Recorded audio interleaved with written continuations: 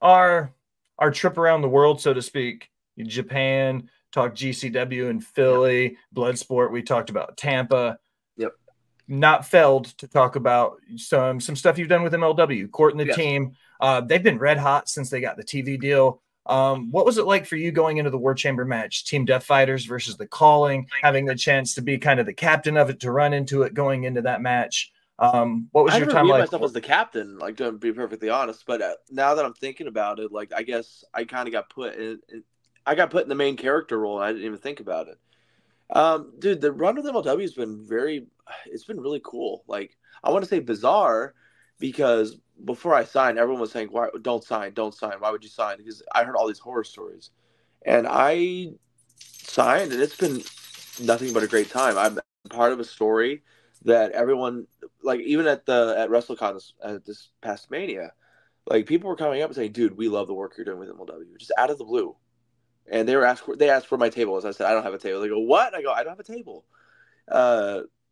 I eventually set one up where Masha did, but, like, I didn't have a table. But people are coming up, and I'm happy to be a part of products that are growing, and basically being aligning with the underdogs of any kind of, like, any independent promotion and any major promotion. And it's great because I've been put in these positions, and allegedly, I guess, from what I hear, is I've been killing it. People want to see me. People cheer for me. The cheers are becoming basically just like it would be at any death match or GCW or BGW or any show. And building up to the War Chamber, this has been a year and a half of just storytelling. And with the fact that we got to this point, and the fact that the fans are invested in it, and that's all you could want. Like, we built to the blood and guts to where it mattered, and it's just very weird, but also very cool and very flattering that people are saying, like, you're the number one, like, one of the number one baby faces on MLW now. Like you're fiery, you're hot. Everyone wants to see you. I always hear from all the office guys that I'm growing so much and I'm doing so good. It's a very good experience, and, like, I'm very happy. And the War Chamber was very chaotic, but it told the story, and it was fun. It was truly fun too. All right, I've got one more question, and it's more of a stylistic question for you. I think you muted. Okay. One of the things stylistically, and this is it's kind of a personal thing I wanted to ask you about. When I watch some of your work, I've seen you do no ring matches. I've seen you do no rope matches. I watched you do death matches. Going into a no ring match or something like Bloodsport where there's no ropes, how does that affect your timing in the ring? Like how you effectively work a match? How do you go into it? Do you prepare differently for it? How does that look for you? No, I just do what I do. There's no real thought process that go behind it. I mean, no rings, you don't want to land a whole lot, but it's pro wrestling is always a clash of characters. It's a clash of ideals, and even in Bloodsport, it's just a matter of, okay, what's the match? He's a striker. I'm a grappler. There's a set of rules. We can play with the rules. Do the thing. I'm not a pro wrestler who's dependent on running the ropes to make a match cool. Like, it's never been my fucking thing. I do some stuff in the ropes, but it's not. I'm not beholden to I need ropes, or it's a problem if I don't have ropes. If a rope breaks, I go, okay, cool. I don't need that shit. I mean, I think that's just the quality of being a good worker.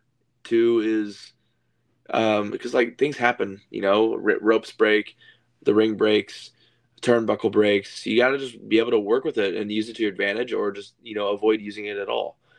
And I've just been happy, and I've been blessed to put in scenarios where I've learned to work around those kinds of things, because I think some people don't get exposed to those kinds of things, and when they do happen and they're on a major platform, they shell up. They freeze up, and they don't know what to do.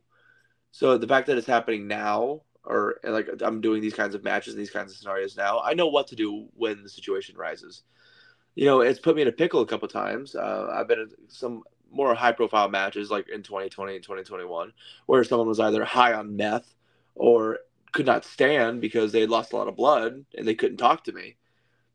But now I know if those things happen again, I know what I have to do. It's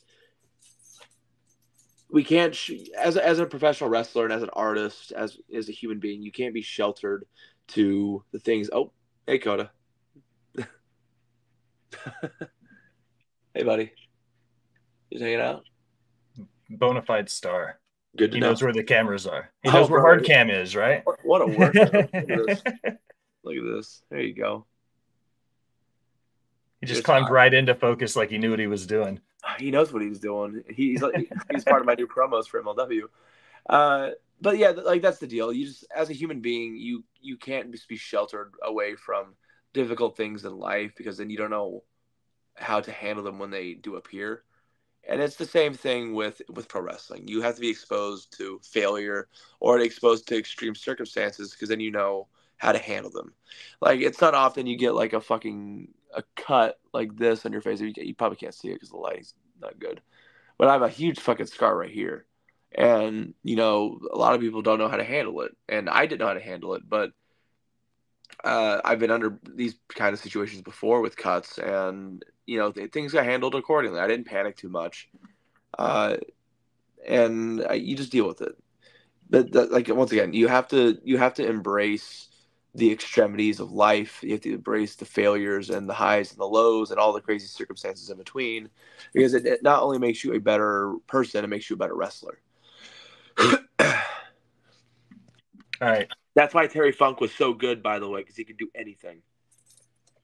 That's a clip right there. That's a clip.